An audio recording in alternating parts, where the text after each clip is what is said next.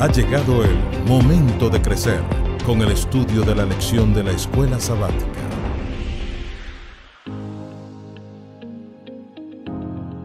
Y hoy, en Momento de Crecer, estudiaremos la lección número 3.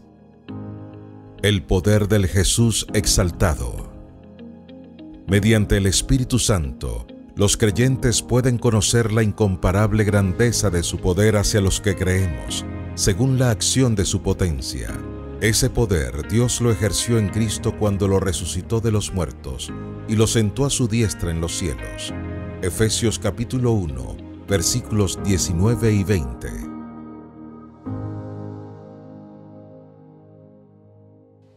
Muy buenos días, querida audiencia virtual, querida familia peregrina. Gracias nuevamente por estar conectados a nuestra transmisión, a nuestra programación, como cada sábado, nuestro culto de adoración. Bienvenidos a Momento de Crecer. Estamos nuevamente con este maravilloso panel, Mili y el pastor Jorge Luis Rodríguez. Muchísimas gracias, porque juntos vamos ahora a estudiar la lección número 3 preparada para hoy. Efesios exalta a Cristo. La semana pasada estuvimos viendo el plan cristocéntrico de Dios. Dimos gracias por las bendiciones espirituales recibidas, pero ahora Pablo nos insta a experimentar el poder del Cristo exaltado, porque él sabe muy bien que al experimentar en nuestras vidas al Cristo exaltado podemos vivir libremente en él y sin temores, sin miedo a los poderes, digamos, mundanos de este mundo que no nos llevan a ninguna parte. La pregunta es, ¿cómo podemos nosotros experimentar hoy, en este siglo XXI, el poder transformador de Cristo en nuestras vidas? Y es lo que vamos a estudiar junto a este maravilloso panel y también junto a ustedes en casita con sus anotaciones, de acuerdo a lo que estudiaron, cómo podemos experimentar de manera práctica ese poder transformador en nuestras vidas. Pero antes de orar, quisiera pedirte que si aún no tienes tu folleto de Escuela Sabática, puedas visitar nuestra página web y allí vas a encontrar en www.losperegrinos.org, el recurso virtual de este folleto. No te quedes sin él, no te quedes sin estudiarlo. Ahora sí, bueno. Vamos a orar para comenzar el estudio de esta mañana. Oremos. Nuestro Dios y Padre, alabamos tu nombre por tus bondades, por tu misericordia, por tu amor, por el privilegio, Señor, de ser llamados sus hijos. Gracias por el plan de salvación, gracias por el poder del Cristo exaltado. Gracias, Señor, por todo lo que haces en nuestras vidas. Bendícenos una vez más a través del estudio de tu palabra en esta mañana. En el nombre de Jesús lo pedimos. Amén. Amén. Bueno, la lección, querida familia, me encanta porque Pablo comienza con varios conceptos. Y el primer concepto, antes de entrar de lleno a cómo experimentar la exaltación de Cristo en nuestras vidas, es el concepto de la oración que Pablo le da un vuelco en esta lección. Nosotros, por lo general, oramos por peticiones cuando estamos en momentos de dificultad, queremos orar y comenzamos de una vez con esa tristeza en el alma, queremos esto, queremos aquello. Pero Pablo nos insta, pastor, a darle un vuelco a la oración, empezando con un ingrediente clave, y es con respecto a oraciones de alabanza y de acción de gracia. De hecho, él dice que la clave de la oración tiene que empezar con un agradecimiento, y por eso será que la carta de los Efesios comienza agradeciendo. Pablo comienza agradeciéndole a Dios por los Efesios, por ellos, y esto nos lleva a pensar entonces ¿cómo él relaciona aquel versículo que dice oremos sin cesar? ¿Se acuerdan? Orar sin cesar. Así es. Y nos damos cuenta de que Pablo nos insta y veía la oración como algo primordial en la vida de los cristianos. Ahora, cuando tú dices orar sin cesar, ¿será que tenemos que pasarnos todo el tiempo arrodillados orando? Yo creo que la oración es más que todo una actitud. No necesariamente que usted no haga otra cosa que no sea orar. Y también podemos verlo como un elemento que forma parte de toda nuestra vida. O sea, que toda mi vida constituya una oración. Amén. No es que yo voy a estar todo el tiempo allí sin trabajar, sin comer, sin dedicar tiempo a mi familia. Pero ¿qué tal si yo considero el tiempo que le dedico a mi trabajo como un servicio que le presto a Dios? Que yo en todo momento siento la presencia de Dios y comparto con Él en mi vida todo lo que yo hago. Eso le daría una dimensión distinta a nuestras vidas. Me gustaría que miremos el versículo número 15 de Efesios capítulo 1. ¿Cómo comienza el versículo 15 de Efesios capítulo 1? Efesios 1:15. Por esta razón. Ok, ahí está bien. Ahí está bien. Por esta razón. Por esta razón. ¿Cuál es la razón? Por esta razón. ¿Cuál es la razón? Fíjate que Pablo ahora, y Pablo va a hablar de la oración, va a decir que él ora, pero él dice, yo, lo que viene a continuación, por esta razón, ¿cuál es la razón? Por esta razón es una frase, es un conector que conecta, De lo que le estaba hablando valga la anteriormente. redundancia, un conector conecta lo que viene a continuación con lo que precede. Exacto. Pablo acaba de elaborar, y dijimos la semana pasada, que es la oración, y oración en el sentido gramatical y también espiritual, más larga del Nuevo Testamento. Pablo dedicó los versículos 3 al 14 a explicarnos, vimos la semana pasada, Padre, Hijo, Espíritu Santo, qué hace cada uno, y decíamos para la alabanza de su gloria. Y Pablo termina la oración en el versículos 14 y 15 diciendo que el Espíritu Santo es la garantía de nuestra herencia hasta la redención de la posesión adquirida para la alabanza de su gloria. Por esa razón. O sea, por todo lo que yo acabo de decirte, o sea, a ver. Es que es el repaso de lo que vimos Sí, la entonces semana te voy a pasada. decir algo. Si no lo viste el repaso pasado, cuando termine este repaso, No puedes dejar de verlo porque No. si no va a ser difícil conectarse. en la tarde, después del culto, revisa el repaso pasado, lee en tu casa despacito Efesios capítulo 1, versículos 3 al 14, porque Pablo allí hace una oración, comienza el versículo 3, bendito sea el Dios y Padre de nuestro Señor Jesucristo, que nos bendijo con toda bendición espiritual. Exacto. Entonces, después que Pablo enumera esas bendiciones, ¿qué hace Dios por ti? ¿Qué hace Jesucristo por ti? ¿Qué hace el Espíritu Santo por nosotros? Entonces él dice, Por esta razón. por esta causa, o sea, ya que yo tengo estas bendiciones, ya que yo he recibido esto de Dios, ya que yo conozco quién es Dios, ¿Quién qué es hace, Dios? ¿Quién es Jesús? ¿Qué hace el Espíritu Santo? qué hacen ellos en mi vida, por esa causa. Entonces, ahora comencemos. Sí. Wow. Comencemos. O sea, no podemos entender Efesios 1, 15 al 22 o 23, Que es el al, 23. al 23, Es el 23. si yo no conozco lo que precede, porque Pablo dice, lo que viene a continuación es el resultado de lo que yo te dije en los versículos anteriores. Por esta razón. Ahora sí comencemos con la oración. O sea, por eso, o sea, por esta razón. Por esta razón. Pablo insiste en que la oración debe ser una oración de alabanza, porque realmente nosotros al estudiar lo que hicimos la semana pasada, de todo lo que hizo Dios el Padre, Dios el Hijo y Dios el Espíritu Santo en nuestra vida y lo que hizo para salvarnos, no queda que restar que empezar siempre las oraciones con una gratitud, con una acción de gracia. Por cierto, Efesios, y vimos en la primera lección, que está dividido en dos mitades, dijimos, una parte que es doctrinal, teológica, y una parte que es práctica. Pero Efesios, esa primera mitad, y debo avisarte, porque estas primeras lecciones vamos a ver los primeros 3 capítulos de Efesios, están saturados de un lenguaje de adoración, de un lenguaje de alabanza. Y es muy importante porque la oración de Pablo suele ser de alabanza. De acción de gracias. Para mí, hoy en día, la oración es un mecanismo para yo pedirle a Dios, Señor, dame, Eso ayúdame. es lo que se ha convertido hoy día en eso. Pero para Pablo, la oración, el motivo principal de su oración en Efesios era alabar a Dios. Y qué diferentes serían nuestras oraciones. Y a ver, no te estoy diciendo que dejes de pedirle a Dios, ni que dejes de presentarle tus problemas.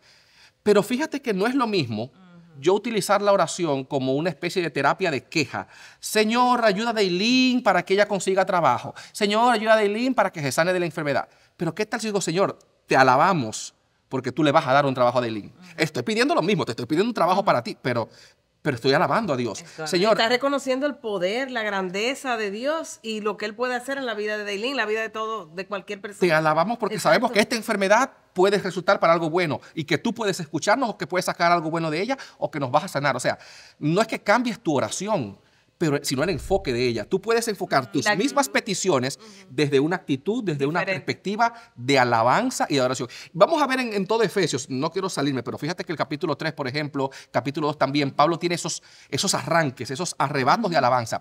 Y es muy importante esto porque el lenguaje, la forma en la que está escrito Efesios 1, 2 y 3, puede hacer que uno se pierda, porque como Pablo está alabando, Sí. Pablo usa un lenguaje florido, un lenguaje bien con muchos incisos. Y vamos a verlo al leer estos versículos ahora, que Pablo como que usa unas oraciones un poquito enrevesadas, pero es que Pablo está orando, Pablo está alabando a Dios, y por eso ustedes ven que él habla vamos a ver hoy que él habla y para que conozcan, por ejemplo, vamos a ver en el versículo... Fíjate, pastor, y ahí cuando estabas hablando de eso, viene a mi mente que Pablo dice todas estas cosas cuando, como decías, reconoce la obra del Padre, la obra del Hijo y la obra del Espíritu Santo. Cuando él tiene una relación, es un Pablo que reconoce el poderío y la grandeza, pero él tiene una relación grande con Sí. ese Dios, que él lo reconoce y que lo lleva a mirarlo de una manera de acción de gracia. Nosotros hemos visto por lo general muchas personas muchísimas personas que uno las oye y alaban a Dios y te alabo, Señor, te agradezco. Y dices, "Ay, qué persona tan fanática". Pero eso no podemos hablar de esa manera. Ese es un corazón regenerado, un corazón que tiene una relación con Cristo y no hace más que agradecer y alabar a Dios. Por eso que él insiste en orar sin cesar, y no se refiere literalmente a que pasemos orando, es que nuestra actitud en cada momento de nuestras vidas, cada segundo, a cada minuto, tiene que ser una actitud de alabanza, como él tenía sus arrebatos en esa carta. Él pedía, oraba, pero no dejaba de alabar por Amén. todo lo que reconocía. Y eso depende de esa conexión Con Dios. Vamos a ver entonces por qué Pablo oraba. ¿Qué era lo que Pablo le pedía al Señor? Y vamos a ver aquí básicamente 3 cosas que son las que Pablo le pide al Señor. Vamos a leer Efesios capítulo 1, ¿verdad? Versículos 15 y vamos a leer hasta el versículo 19. Ok, yo puedo leerlo. Dice, por esta razón, yo también, habiendo oído de la fe que tenéis en el Señor Jesús y de vuestro amor para con todos los santos, no ceso de dar gracias por vosotros, recordándoos en mis oraciones. Pido que el Dios de nuestro Señor Jesucristo, el Padre de gloria, os dé espíritu de sabiduría y de revelación en el pleno conocimiento de Él, habiendo sido iluminados los ojos de vuestro entendimiento, para que conozcáis cuál es la esperanza a que os ha llamado, cuáles las riquezas de la gloria de su herencia en los santos, y cuál la inmensurable grandeza de su poder para con nosotros, los que creemos conforme a la operación del dominio de su fuerza. De nuevo, te repito, fíjate cómo Pablo usa un lenguaje un poquito más adornado. Fíjate en ese versículo, la extraordinaria, o sea, Pablo no puede decir grandeza, es la extraordinaria grandeza de su poder para con nosotros los que creemos según la acción de su fuerza. Ese lenguaje florido es propio de una oración. Pablo está aquí en ese lenguaje, en ese arrebato, por así decirlo, de alabanza. Pero le pide al Padre que les dé el espíritu de sabiduría y la revelación del conocimiento a la gente, a los creyentes de Efesios. Y mira, antes de, qué bueno que mencionaste ese versículo, antes de entrar a los tres motivos de oración de Pablo, fíjate que Pablo lo primero que pide es, Señor, dale a los creyentes espíritu de sabiduría y de qué? Y revelación. ¿Por qué Pablo pide sabiduría y revelación? ¿Qué es sabiduría? Vamos a ver, comencemos por la primera palabra. ¿Qué es sabiduría? Bueno, la palabra de Dios, el temor de Jehová es el principio de la sabiduría. Ese es el principio. Ajá. Pero ¿qué es la sabiduría? El temor es el principio de la sabiduría. El principio. ¿Sabiduría qué es? Tomar buenas decisiones. En el momento preciso. En el momento preciso. Es ¿Y cuánto forma, no quisiéramos tener sabiduría? la forma correcta de abordar la vida. La sabiduría, yo voy a decir algo un poquito controversial, lo digo. Claro que sí, adelante. Aunque el principio de Jehová, aunque el principio de la sabiduría es el temor de Jehová, hay muchas personas que son sabias desde una perspectiva genérica, saliéndonos un poco del elemento espiritual. Que saben tomar buenas decisiones. Y no son cristianas. Hay gente que son muy sabias y no practican ninguna religión. No es que son malos, pero la sabiduría tú y yo podemos adquirirla con la experiencia, con el tiempo. La educación, la experiencia. Para que no me apedreen, sí, el principio, el temor de Jehová, por supuesto, y es una sabiduría superior. Pero hay gente que son muy sabias que no tienen el temor. Que no tienen ninguna relación con Dios. O sea, Pablo pide, Señor, dale a estos creyentes sabiduría.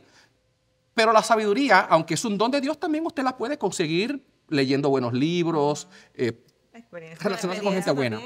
Pero ¿cuál es la segunda palabra que Pablo pide? Revelación del conocimiento. ¿Y qué es revelación?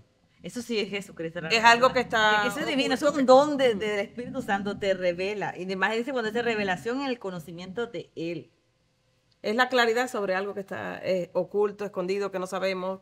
Pero a diferencia de la sabiduría, la revelación yo no la puedo conseguir en libros. Es un regalo de Dios. Es de Dios. Fíjate cómo Pablo aquí combina dos elementos, sabiduría y revelación.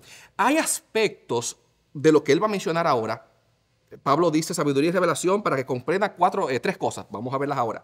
Pero hay detalles, conocimientos en esta vida a los que yo puedo acceder mediante libros, mediante interacción con personas, mediante la iglesia.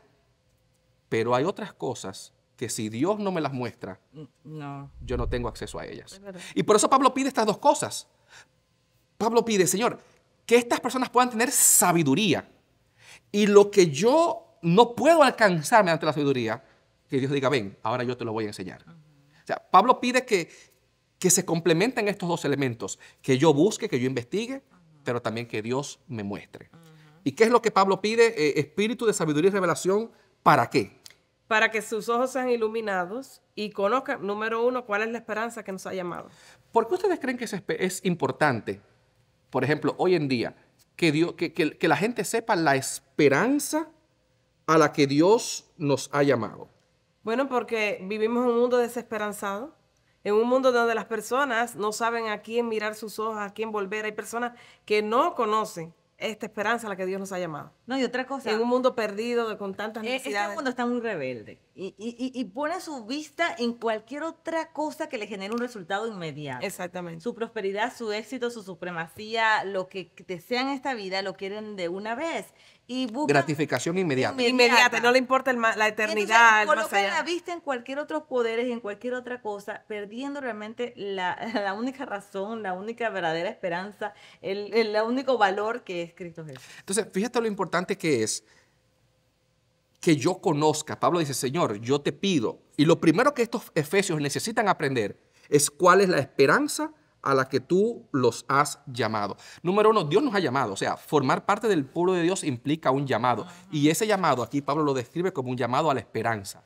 No somos un pueblo de desesperación, no somos un pueblo de tristeza, somos un pueblo de esperanza. No, pastor, y otra cosa, ya vinculando un poco con la lección anterior, ya no somos un pueblo de desesperación porque ya él ejecutó el plan de salvación, que lo vimos en la lección pasada, y ya somos herederos y coherederos con Cristo Jesús. O sea que aun cuando vivamos en un mundo desesperanzado, rebelde, oscuro, tenemos la esperanza segura y el éxito seguro con Cristo Jesús. Por eso que él insiste que aun que el pueblo de Éfeso eran creyentes, pero estaba ligado de muchas doctrinas, de dioses, de creencias, de religiosos. Él insiste de que abren el espíritu de sabiduría y darle revelación para que no mezclen una cosa con la otra. Es lo que... Y vamos a ver eso más adelante, pero como Pablo hace así, tira esa, decimos los dominicanos, esa pullita, a esas personas que todavía vivían esclavos de la superstición. Exactamente. El mundo grecorromano en el que Pablo escribe Efesios era un mundo basado en una superstición fatalista increíble.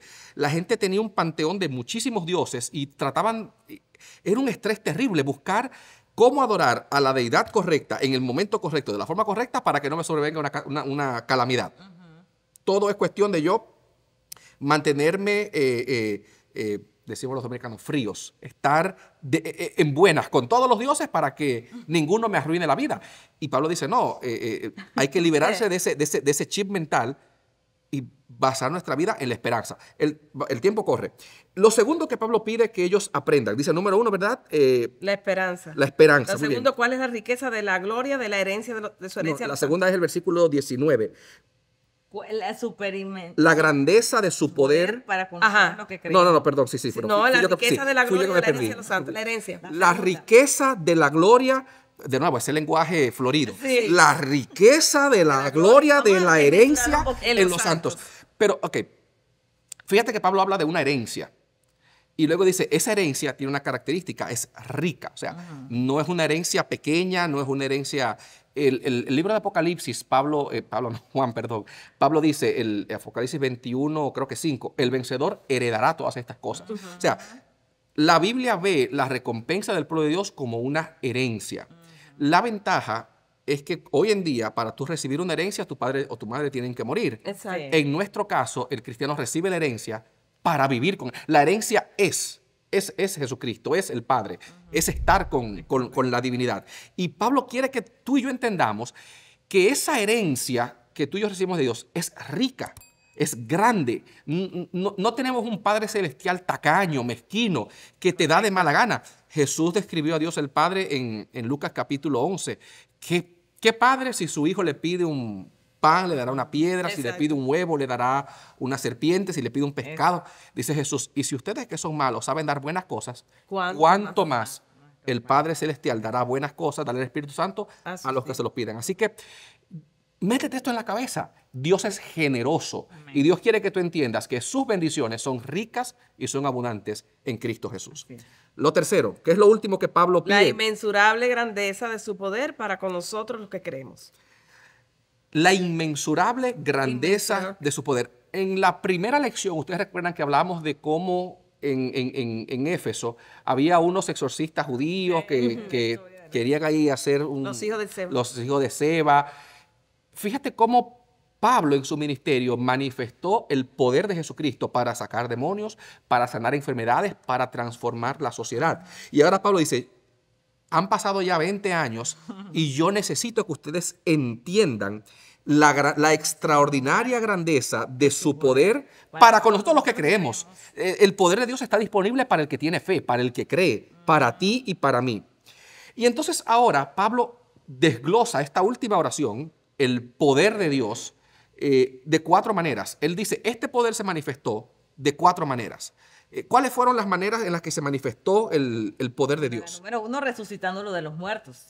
Cuando resucitó de los muertos. Correcto. En Romanos capítulo 1, versículo 4, Pablo dice que cuando Cristo resucitó fue declarado Hijo de Dios con poder.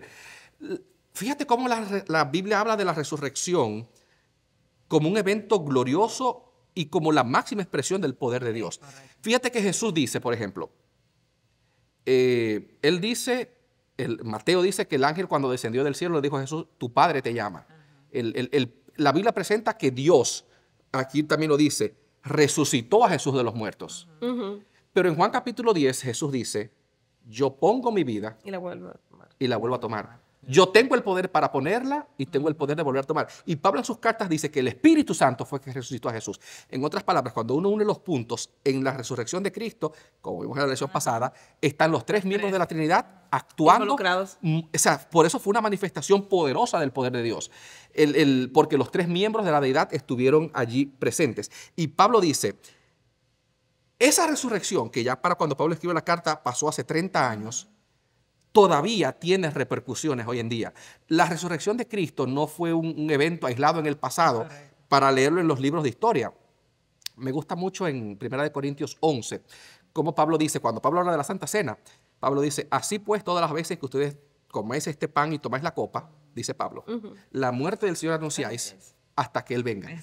La muerte y resurrección de Cristo marcaron el punto de inicio de nuestra fe como cristianos. Y esa fe debe mantenerse hasta que Cristo venga. O sea, son los 2 puntos entre los que tú y yo nos movemos, la muerte y resurrección de Cristo y su segunda venida. Y tú y yo estamos aquí en el medio. No, y que, pastor, nosotros, imagínate el poder de la resurrección de Cristo, es que nosotros también resucitamos a una nueva vida cuando creemos en Él. Nuestra vida, nuestro viejo hombre muere y resucitamos a una nueva experiencia con Él, a una nueva vida, hacemos un nuevo hombre. Y que es que si Jesús no resucita, vana es nuestra fe, como dice la palabra de Dios. Así que la resurrección nos garantiza a nosotros la victoria. Entonces ese será el poder, ahí se vio el poder de Jesús exaltado en la parte que dice resucitando. Estamos leyendo Versículo Efesios 1:20, versículo 20, la cual operó en Cristo resucitándolo de los muertos. Y la segundo es sentándole a su diestra en los lugares celestiales. La exaltación de Cristo. La exaltación. La Y ahí exaltación de tengo una Cristo. primera pregunta, y sé que para muchos de nuestros amigos que también, porque dice, y sentándolo, sabemos que cuando resucita, de verdad que después se encuentra con los discípulos, Él asciende al cielo. Y en ese momento vemos otros versículos donde Dios lo sienta, dice, sentándolo a su diestra en los lugares celestiales. ¿Cuáles son esos lugares celestiales? Porque esa es una pregunta muy importante aclararla, porque dice, oye, los sentó en los lugares celestiales. Otras versiones dicen en los cielos, algo así.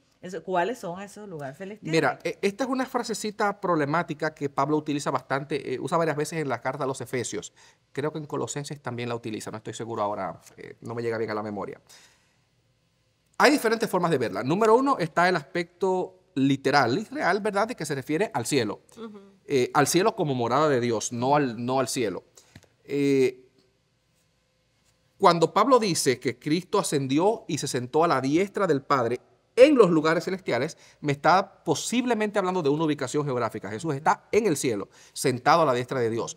De hecho, en el libro de Hechos, cuando Pedro predica, dice y citando el Salmo, creo que es el Salmo 2 o 110.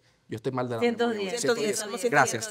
El Padre dice al Hijo, siéntate a mi diestra hasta que pongas tus enemigos por estrado de tus pies. Muchas gracias. Sí, el Salmo 2 es otro que también tiene que ver con, tú eres mi hijo, yo te engendré hoy, pero tiene que ver mucho. El Nuevo Testamento coloca esta exaltación de Cristo en el cielo.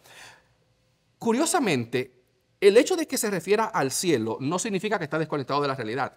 El libro de Hebreos, por ejemplo, dice que ahora como tenemos un sacerdote que entró a los cielos, dice Pablo, acerquémonos confiadamente Hebreos 1:3. al trono para alcanzar gracia para el oportuno socorro. Entonces, fíjate cómo Pablo, aunque está describiendo el cielo, dice que esa realidad también nos impacta a nosotros. Tú y yo también estamos junto con Cristo en los lugares celestiales. Entonces, es el cielo, pero también tiene otro significado. En Efesios capítulo 6, versículo 19 y 20, cuando Pablo dice, porque no tenemos lucha contra carne y sangre, sino contra ángeles, principados y potestades de las, ¿cómo dice el versículo? De las regiones celestes. Regiones Entonces, fíjate que Pablo también describe al diablo en las regiones celestes. Entonces, los lugares celestiales, la primera explicación que te di puede que se refiera al cielo, pero si yo tomo este versículo, Efesios capítulo 6, 19 y 20, o es 9 y 10, como que el diablo está en las regiones celestes, entonces ya no puede ser el cielo donde está el trono de Dios. Entonces, otra posible explicación es que los lugares celestiales se refiera al reino espiritual, al ámbito espiritual, donde se mueven los poderes espirituales, tanto los poderes del bien como los poderes del mal.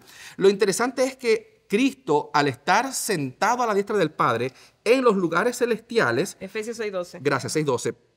Dice el versículo 21 que está sentado sobre todo principado, sobre toda autoridad, sobre todo poder, sobre todo señorío y sobre todo nombre que se nombra en este siglo y en el venidero. Entonces, si yo tomo la expresión lugares celestiales como refiriéndose al ámbito espiritual, lo que Pablo está diciendo es, ahora mismo Cristo es el gobernante de todos los poderes espirituales. Incluso, bueno, Pablo dice en 1 Corintios 15 que la ascensión de Cristo, y también lo dice 1 de Pedro 3, 18, 19 y 20, sujetó a los poderes espirituales a él.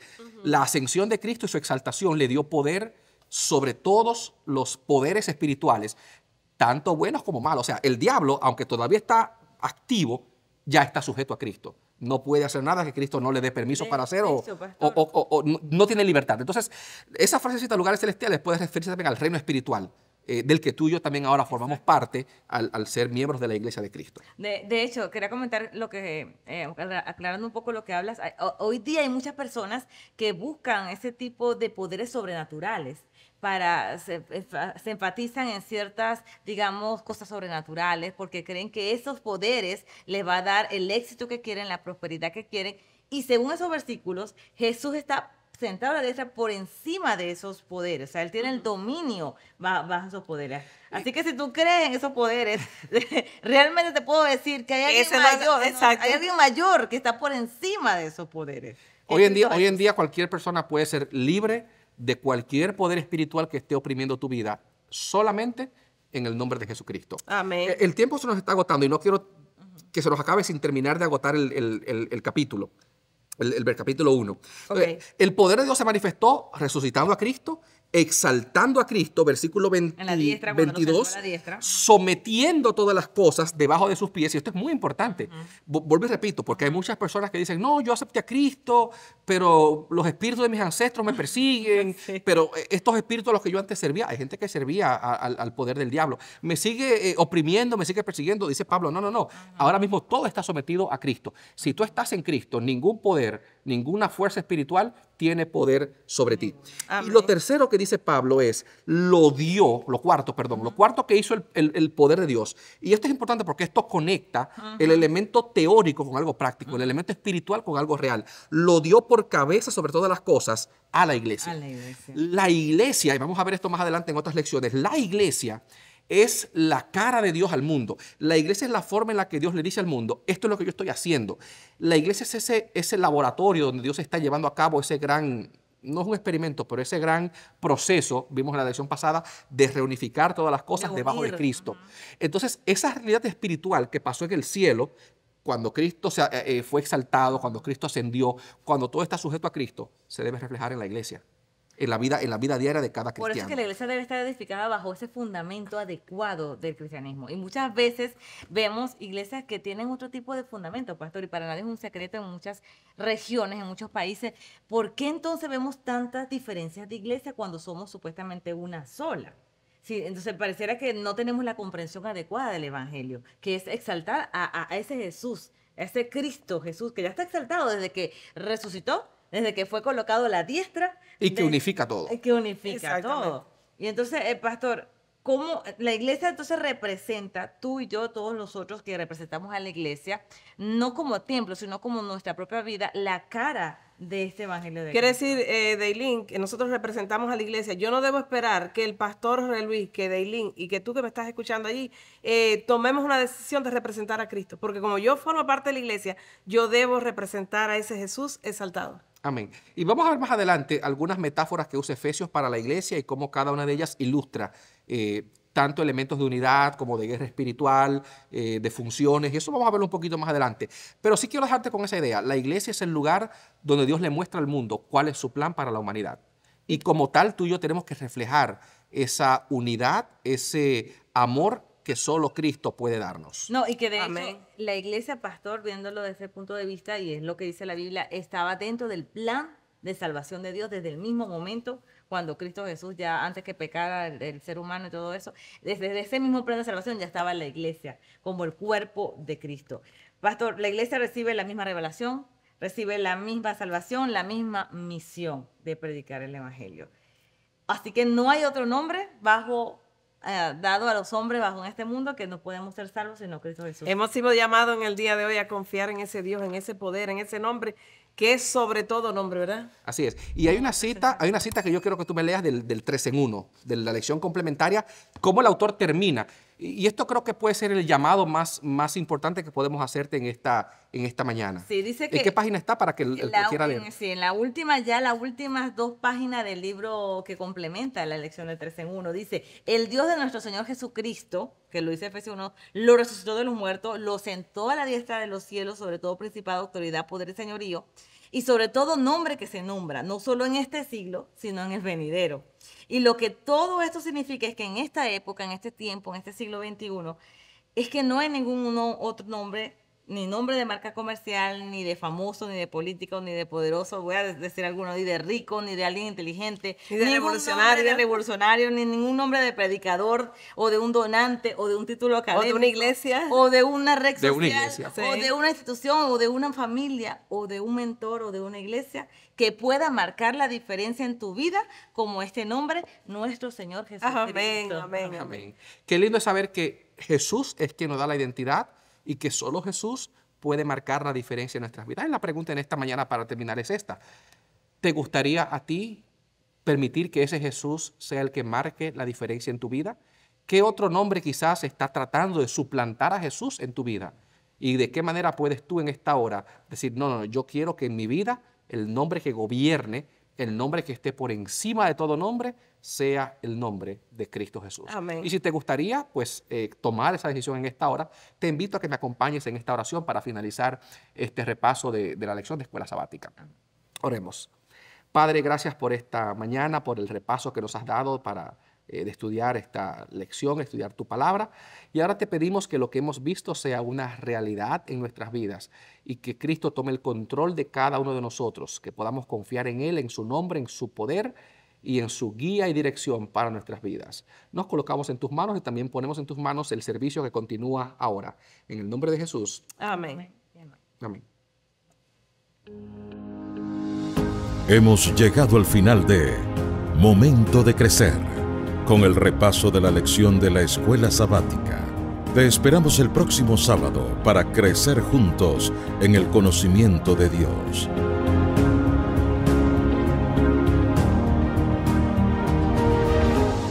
Si te gusta nuestra programación, síguenos en YouTube, @Iglesia Los Peregrinos, en Facebook page, Iglesia Los Peregrinos, en Instagram, @Iglesia Los Peregrinos, y en nuestra website www.losperegrinos.org.